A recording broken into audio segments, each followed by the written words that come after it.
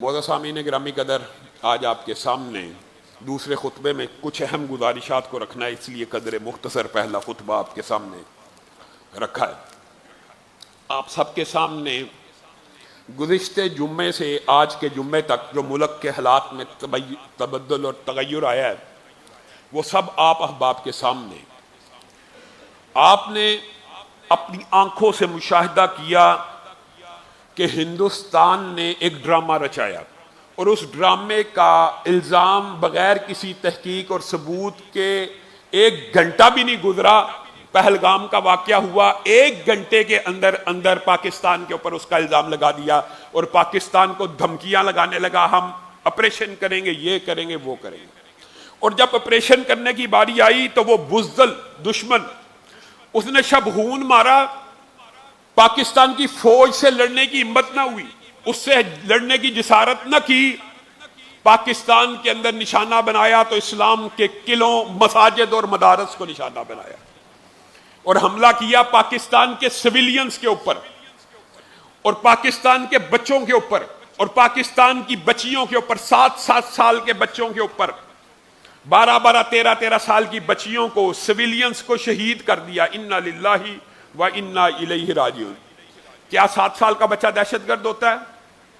اور بالفرض آپ کی نظر میں اگر کوئی دہشت گرد ہے تو آپ کسی کی پوری دنیا کے قوانین کو اپنے پاؤں کے نیچے رونتے ہوئے کسی ملک کے اوپر ایسا وحشیانہ بربریت والا حملہ کر کے مساجد کو نشانہ بناؤ، مساجد اور مدارس کو نشانہ بنا کے اسلام دشمنوں نے اس بات کو واضح کر دیا کہ ان کا ٹارگٹ مسجدیں ہیں، ان کا ٹارگٹ مدرسے ہیں، ان کا ٹارگٹ وہ دینی ادارے ہیں جہاں سے قیامت تک جہاد فی سبیل اللہ کے نعرے لگتے رہیں گے۔ ان کا نشانہ وہ مسجدیں، وہ مدارس ہیں۔ کیوں؟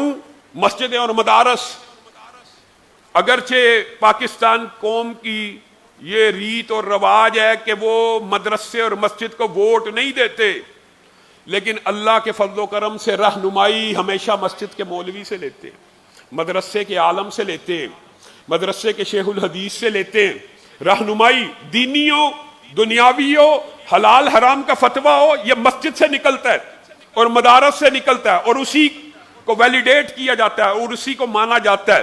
تو اسلام کی جو بنیاد ہے، سیرت النبی میں آپ کے سامنے رکھا کہ رسول اللہ نے پہلا کام جہاں بھی رکتے آئے، مسجد قباء کے پاس رکے، پہلا کام کیا کیا؟ مسجد بنائی۔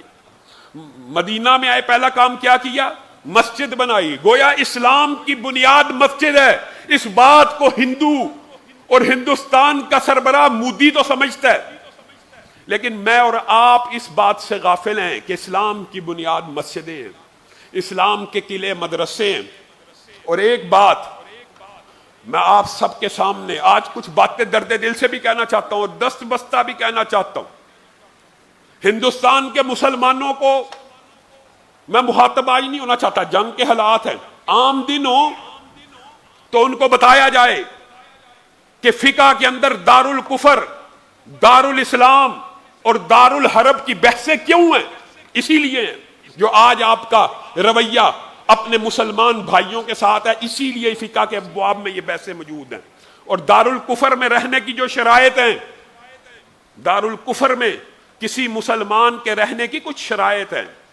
آج دکھ اور افسوس کی بات ہے، میں ان کو کسی آزمائش میں نہیں ڈالنا چاہتا اور مانتا ہوں کہ مجبور ہیں، لیکن دار الکفر میں رہنے کی جو وجوہات ہوتی ہیں، مسلمان دار الکفر میں جن 6 وجوہات پہ رہتا ہے ان میں ایک وجہ یہ بھی ہوتی ہے کہ ہر ممکن کوشش کرنی ہے کہ یہ دار الکفر میں رہ کے اگر اسلام کے تمام تر اراکین کے اوپر عمل کی اجازت نہیں مل رہی تو ہجرت کر جائیں گے، ورنہ یہاں پہ اسلام کی ایک نئی ریاست کو بنائیں گے۔ ہندوستان کے مسلمانوں سے تقاضا یہ تھا کہ ہندوستان کے قلب سے کئی نئی اسلامی ریاستیں مارد وجود میں آتی، لیکن افسوس ہے وہاں کے بعد مسلمان پھر وہی بات ہے، مجبور ہیں، بے بس ہیں۔ اس کسائی اور قصاب کے ہاتھوں گجرات میں ہم نے مسلمانوں کو جلتے ہوئے دیکھا ہے، لیکن یہ مجبوری اس حد تک نہیں ہونی چاہیے کہ اپنے مسلمان بھائی کے خلاف اپنے ایک سیکولر اور دارل کفر میں، پوری دنیا کو پتا دارل کفر ہے، ہندوستان کو کوئی دارل اسلام کہہ سکتا ہے؟ دارل کفر ہے، شرک کا گڑھ ہے، شرک کا اڈا ہے۔ اور رسول اللہ صلی اللہ علیہ وسلم نے اللہ کے بندو جس نام سے اس خطے کو پکارا وہ حدیث بھول گئے؟ رسول اللہ نے کہا دو گروہ قیامت تک کے لیے میرے اور آپ کے لیے خوشخبری ہے، دو گروہ جن میں سے کسی ایک کے اوپر کوئی ایک لشکری بھی جس کا جہنم میں نہیں جائے گا۔ ان دو گروہوں میں ایک گروہ وہ ہے جب ہندوستان کے اوپر مسلمان حملہ کریں گے اس گروہ میں شامل ہو جائے گا۔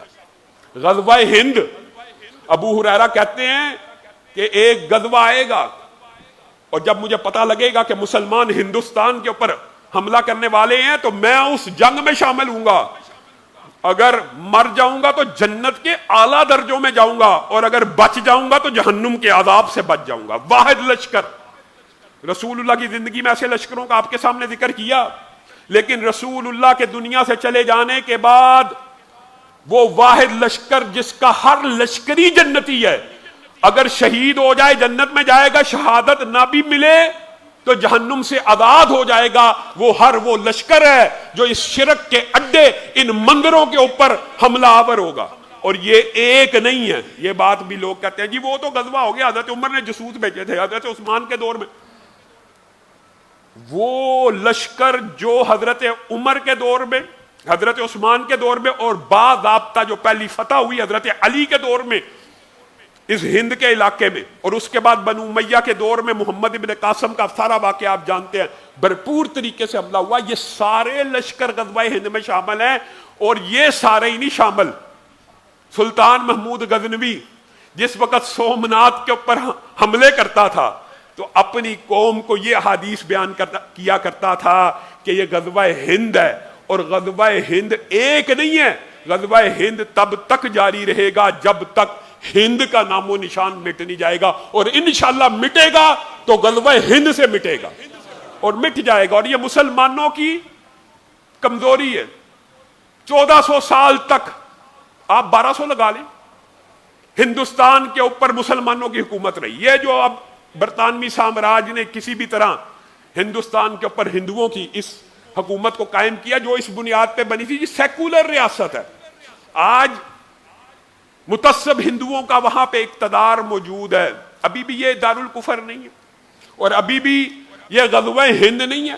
رسول اللہ صلی اللہ علیہ وسلم کی پاکستانیوں کو نہیں، پوری امت کو یہ بشارت ہے۔ اور لوگ کہتے ہیں کیا ہند رسول اللہ کے دور میں موجود تھا؟ جی ہاں، رسول اللہ کی حدیث میں ہند اور سندھ کا لفظ بھی موجود ہے، سندھ کا بھی موجود ہے، ہند کا بھی موجود ہے، بلکہ یہ روایات بھی موجود ہیں کہ ہندوستان کے ایک بادشاہ نے شق قبر کا معجزہ اپنی آنکھوں سے دیکھا اور رسول اللہ صلی اللہ علیہ وسلم کو ایک برتن بھیجا، اور صحیح روایات کے اندر ہے اس کے اندر ادرک تھا، ادرک یہاں کی سوغات۔ رسول اللہ کی بارگاہ میں جب پہنچی تو رسول اللہ نے اس ادرک کو ٹکڑے ٹکڑے کیا اور اپنے صحابہ کو کھلایا، اور اس بادشاہ نے رسول اللہ کی زندگی کے اندر رسول اللہ کے اوپر اسلام اور ایمان کو قبول کیا۔ ہندوستان کا تھا، ہند موجود تھا، اور جس طرح ہند موجود تھا اور ہندوستان کے اوپر حملہ کرنے والا ہر لشکر جنت کی اس بشارت، اور یہ ایک حدیث نہیں ہے، یہ ایک طویل الگ باب ہے، لیکن آپ کے سامنے باتیں کچھ اور رکھنی ہے مزید بھی۔ رسول اللہ صلی اللہ علیہ وسلم نے فرمایا ہے، اور یہ حدیث پہلے بھی آپ کے سامنے رکھی ہے، گزشتہ خطبے میں بھی رکھی ہے، من مات ولم یغزو ولم یحدث نفسه بالغزو مات علی شعبۃ من نفاق، جو بندہ مر جائے اور اس نے کبھی بھی اپنے آپ کو جنگ کے لیے کافروں کے ساتھ تیار نہ کیا ہو، وہ نفاق کی حالت میں مرا۔ جنگ کی تمنا نہیں کرنی چاہیے، جنگ کی امید اور آس بھی نہیں لگانی چاہیے، لیکن جب جنگ مسلط ہو جائے تو رسول اللہ کا پھر فرمان ہے کہ جنت تلواروں کے سائے کے نیچے ہے۔ ایک مسلمان کا اور ایک کافر کا یہی فرق ہے، یہی فرق ہے، یہی بنیادی فرق ہے کہ ہمارے نزدیک موت کے بعد ابدی زندگی ہے، اور ہمارے نزدیک شہادت ہے مطلوب مقصود مومن، نہ مال غنیمت نہ کشور کشائی، مال غنیمت مطلوب نہیں ہے، اور نہ سرحدوں کو پھیلانا مطلوب ہے، شہادت مقصود ہے، شہادت مطلوب ہے۔ وَلَا تَقُولُوا لِمَنْ يُقْتَلُ فِي سَبِيلِ اللَّهِ أَمْوَاتٌ بَلْ أَحْيَاءٌ. بتائیے ہمارا عقیدہ یہ ہے کہ شہید ہو جائیں گے تو زندہ رہیں گے ہمیشہ کے لیے، اور ایسی زندگی ملے گی کہ مرتے ساتھ اللہ رزق بھی دے گا اور تجھے اور مجھے اندازہ نہیں کیسے دے گا. اور بعد میں اس کا ذکر بھی فرما دیا، ادھر خون کا قطرہ نہیں گرتا، ادھر پرندے کے کالم میں روح جنت میں رزق کھانا بھی شروع کر دیتی ہے. ابھی خون کا قطرہ زمین پہ نہیں گرتا، شہید فی سبیل اللہ کا ہر گناہ معاف ہو جاتا ہے. اور رسول اللہ نے کہا ہر انسان کا عمل منقطع ہو جاتا ہے، ختم ہو جاتا ہے، فوت ہوا ختم ہو گیا. مگر وہ حدیث ذہن میں لائیے، استثناء موجود ہوتا ہے.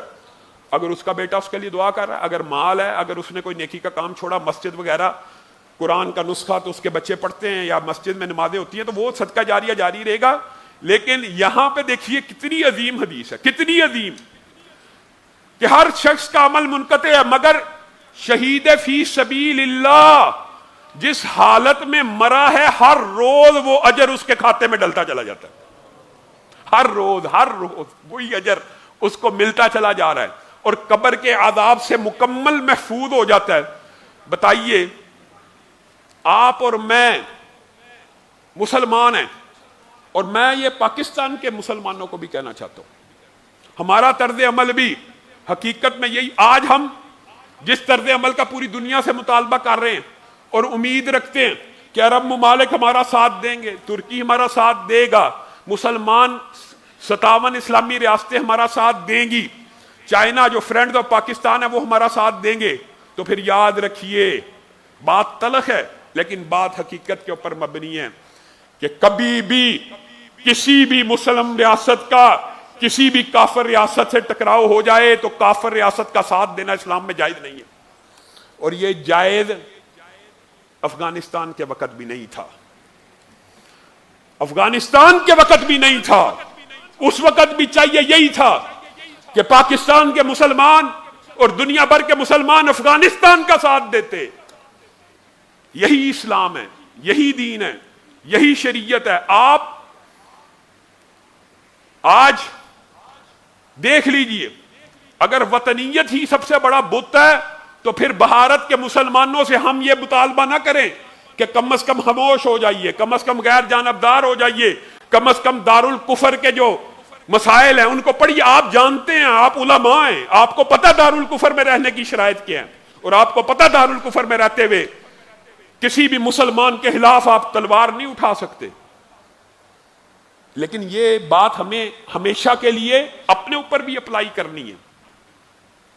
اور جس طرح فلسطین کے ساتھ آپ اور میں کس تعلق کی بنیاد کے اوپر ادارے یکجہتی کرتے ہیں؟ صرف اسلام کی. ہم فلسطینی ہیں نہیں، لیکن ہمارا ان کا تعلق اسلام کا تعلق ہے. انما المؤمنون اخوہ، مومن آپس میں بھائی بھائی ہیں، ایک دوسرے کی مدد کرنا.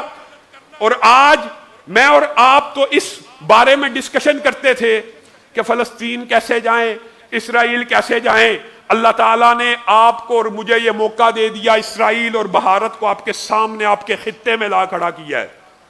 اور اس وقت قوم کو جن امور کی ضرورت ہے ان میں سے سب سے پہلا امر یہی ہے کہ ہر مسلمان پاکستان کا 24 کروڑ مسلمان اگر مل جائیں، اللہ کی قسم بھارت اسرائیل کی قوتیں جمع ہو جائیں اور اگر یہ 24 کروڑ مرنے کا عزم کر لیں تو دنیا کی کوئی طاقت انہیں شکست نہیں دے سکتی، دنیا کی کوئی طاقت.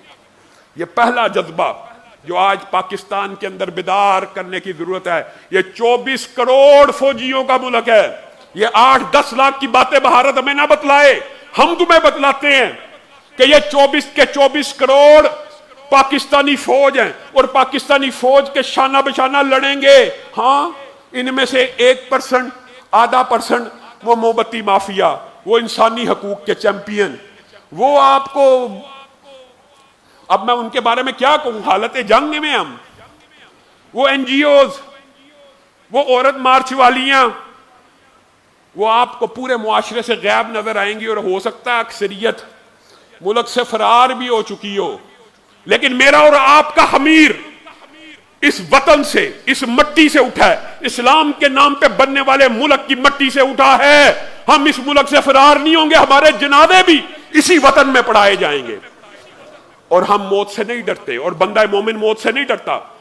کوئی مومن بزدل ہو سکتا ہے، اس کو بھی آپ نے تقویت پہنچانی ہے، اس کے دل کو بھی مضبوط کرنا ہے کہ 20 سال بعد، 30 سال بعد، 40 سال بعد مر تو نے بھی جانا ہے، بستر پہ ایڑیاں رگڑنے سے بہتر ہے اس شہید کی موت مر جا کے جس کے بارے میں رسول اللہ نے کہا جنت کے اعلیٰ درجے مل جائیں گے۔ اللہ کی قسم، ہندوستان سے جنگ لڑنے والا ہر مسلمان جہنم سے آزاد کر دیا جائے گا۔ یہ میری بات نہیں ہے، یہ رسول اللہ کا فرمان ہے۔ وہ لشکر جہنم سے آزاد ہے۔ آپ چاہتے نہیں ہیں کہ اس لشکر کے ساتھ ہو جائیں؟ جس وقت انڈیا اور ہندوستان کے ساتھ جنگ چھڑ جائے گی، آپ اگر کسی پاکستانی فوجی کو خون دیں گے تو آپ بھی اس لشکر کا حصہ ہیں، مال دیں گے اس لشکر کا حصہ ہیں، دعائیں کریں گے اس لشکر کا حصہ ہیں، اور اللہ سے دعا کریں اللہ تعالی ہم سب کو اس لشکر کا حصہ بنائے۔ اور پاکستانیوں کے لیے اللہ تعالیٰ نے اگر یہ موقع فراہم کیا، میرے بھائیوں یہ بڑی اہم باتیں ہیں۔ جنگ کے حالت میں میں اور آپ جنگ کی حالت میں، لیکن افسوس اور دکھ کی بات ہے آج جنگ کی حالت میں ہونے کے باوجود سیاسی جماعتیں اپنی اپنی پوائنٹ سکورنگ پہ لگی ہوئی ہیں۔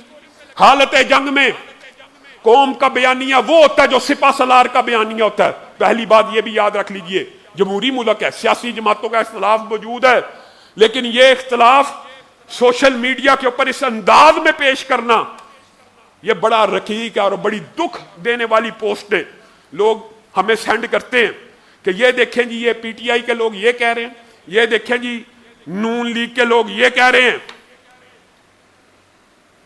تہمت لگا کے ماں پہ جو دشمن سے داد لے، ایسے وطن فروش کو مر جانا چاہیے۔ آج حالت جنگ کے اندر آپ پاکستانی فوج کے خلاف ایک جملہ بھی بولیں گے آپ پاکستان کے غدار ہیں۔ کیوں؟ حالت جنگ ہے، ہمارے اختلافات ہو سکتے ہیں اسٹیبلشمنٹ سے، سیاسی ملک ہے، جمہوری ملک ہے، لیکن آج وقت یہ ہے کہ پاکستانی فوج کا جو بیانیہ ہے، پاکستانی فوج کے سپہ سالار کا جو بیانیہ ہے وہ 24 کروڑ عوام کا بیانیہ ہو۔ یہ نہ دیکھیے، اور میں مذمت کرتا ہوں رانا ثناء اللہ کے بیان کا، وہ قوم کے جذبات کی ترجمانی نہیں ہے، وہ کسی پارٹی کا منشور ہو سکتا ہے۔ اس وقت ہم نے کس بیانیے پہ نظر رکھنی ہے؟ فوج کے بیانیے کے اوپر۔ اور جس وقت کوئی ایسی اطلاع ہم تک پہنچے کہ فلاں جگہ حملہ ہوا ہے، رضاکارانہ طور کے اوپر پاکستان کی عوام کو فوج کے شانہ بشانہ مدد کے لیے 3-4 کام کرنے بڑے ضروری ہیں۔ ایک، جس وقت ہمیں اطلاع ملے کہ سی ایم ایچ ہاسپٹلز کے اندر خون کی ضرورت ہے تو پاکستانی قوم کی لائنیں ان ہسپتالوں کے بعد نظر آنی چاہیے۔ جائیں گے انشاءاللہ خون دینے کے لیے، اگر ہمیں پکارا گیا خون دینے کے لیے تیار ہے۔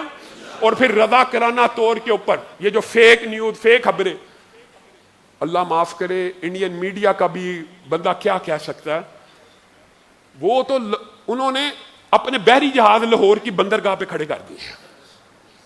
لاہور کی بندرگاہ پہ انڈیا نیوی آ چکی ہے، اندازہ لگائیں۔ یہ مضحکہ خیز میڈیا، اور کسی بھی فیک نیوز کو آگے شیئر مت کیجیے، اور کسی بھی قسم کا یہ جو سوچنا، ہاں جذبات میرے بھی ہیں، جذبات آپ کے بھی ہیں، دل چاہتا ہے، میرا بھی دل چاہتا ہے کہ یہ جو ہم نے بم بنائے ہوئے ہیں، وہ ناصر مدنی صاحب کا میں نے کلپ سنا، وہ کہتے ہیں یہ شیخ رشید کی شادی پہ چلانے کے لیے نہیں بنائے، یہ بھی انڈیا سے لڑنے کے لیے ہی بنائے ہیں۔ دل ہمارا بھی چاہتا ہے، لیکن جو فوج کا سپہ سالار بہتر سمجھے، جس وقت سمجھے، جس موقع کے اوپر سمجھے، مذاق اڑانا، تضحیک اڑانا، جی حملے ہو گئے، جی ڈراؤن آ گئے، جی اندر تک آ گئے، یہ وقت ان باتوں کا نہیں ہے۔ قوم کو متحد کرنے کی ضرورت ہے، قوم کو متفق کرنے کی ضرورت ہے۔ اللہ کے بندو، آپ جنگی حکمت عملی طے کریں گے کہ وہ جو 20-20 سال جنگیں پڑھ کے جرنیل بنے ہیں انہوں نے کرنی ہے۔ ایک ڈرون جو 4-5 ہزار ڈالر کا ہے، اس کو اڑانے کے لیے 10 لاکھ ڈالر کا میزائل چلا دیں۔ عجیب و غریب لوگ باتیں کرتے ہیں کہ جی 25 ڈرون آ گئے، 30 آ گئے، 50 آ گئے، میزائل چھوڑ کے تباہ کیوں نہیں کیا؟ جس طرح انہوں نے تباہ کرنا ہے ان کو ہم سے بہتر پتہ ہے۔ اور جس وقت پاک فوج کے سپہ سالار کو میں یقین دلاتا ہوں اللہ کے فضل و رحمت سے، آج صرف جمعیت اہل حدیث کے زیر اہتمام 7000 مساجد میں پاک فوج کے ساتھ ادارے یکجہتی کا اعلان کیا جا رہا ہے، اور قوم کے اور عوام کے شعور کو بحال کیا جا رہا ہے۔ جب آپ کو ضرورت محسوس ہو، جب آپ کو ضرورت محسوس ہو کہ آپ نے ہم سے گنے بھی چلوانی ہے، ہم وہ بھی چلانے کے لیے تیار ہیں، ہاتھ اٹھا کے وعدہ کریں، لڑیں گے انشاءاللہ، غزوہ ہند میں شرکت کریں گے۔ فدائے بدر پیدا کر، فرشتے تیری نصرت کو اتر سکتے ہیں گردوں سے، کتار اندر کتار اب بھی۔ اور دوسری بات یہ ہے، یہ آپ نے سوشل میڈیا کا استعمال بڑے احتیاط سے کرنا۔ فوج کے خلاف حالت جنگ میں کوئی پروپیگنڈا جو ہے اس کو قبول نہ کیا جائے، کوئی اس طرح کی بات نہ کی جائے، جواب کب دینا ہے جی، ہم نے کیا کرنا ہے جی۔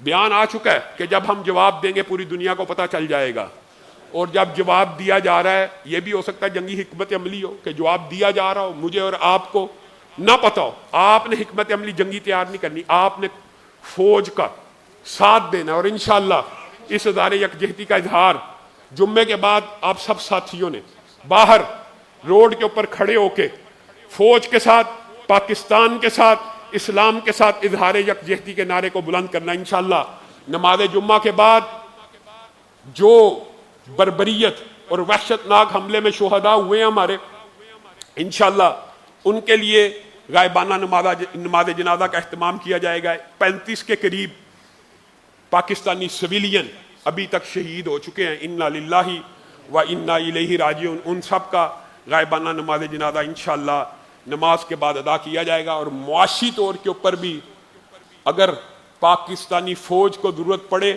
اللہ کے فضل و رحمت سے اگر جنگ طویل بھی ہو جائے، لمبی بھی ہو جائے، تو صبر کا راستہ اختیار کرنا ہے، صلات کا راستہ اختیار کرنا ہے، مسجدوں کو آباد کرنا ہے، اور بھوک پیاس سے کوئی خوف، یہ خاص طور پہ موت کے خوف کو، افراتفری کو، پینک کو اپنے قریب بھی نہیں پھٹکنے دینا۔ سبحان ربک رب العزت عما یصفون وسلام علی المرسلین والحمد للہ رب